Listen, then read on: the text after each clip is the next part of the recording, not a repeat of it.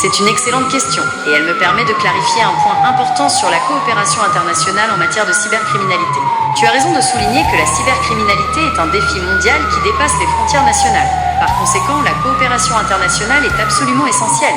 Aux États-Unis, il existe des agences fédérales comme le FBI, Federal Bureau of Investigation, ou le Secret Service qui ont des compétences en matière de cybercriminalité. En France, comme je l'ai déjà expliqué, il n'y a pas de police fédérale au sens américain du terme.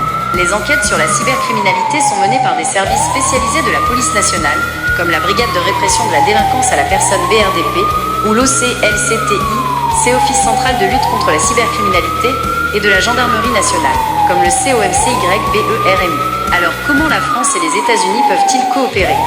Il existe des mécanismes de coopération judiciaire internationale qui permettent aux autorités françaises de demander l'aide de leurs homologues américains et vice-versa pour des enquêtes sur la cybercriminalité.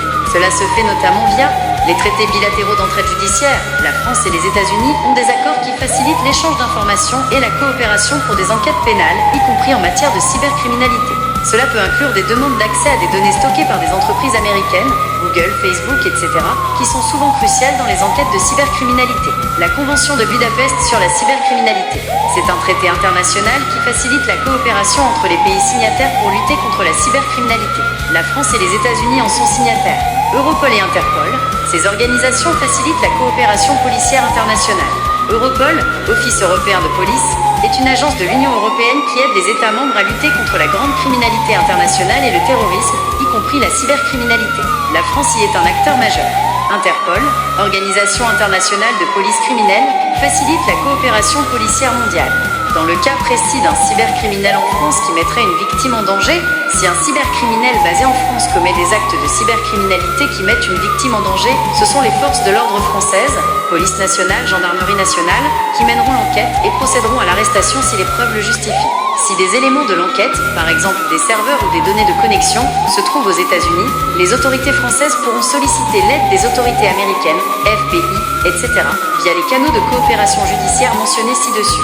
Les autorités américaines pourront alors, dans le respect de leurs lois et des accords en vigueur, fournir l'assistance nécessaire, collecte de preuves, identification de suspects, etc. En résumé, la police fédérale américaine ne peut pas intervenir légalement directement en France pour arrêter un cybercriminel. En revanche, il existe une coopération judiciaire et policière internationale très forte qui leur permet d'aider les autorités françaises dans ce type d'affaires. Et inversement, c'est un travail d'équipe internationale face à une menace transnationale.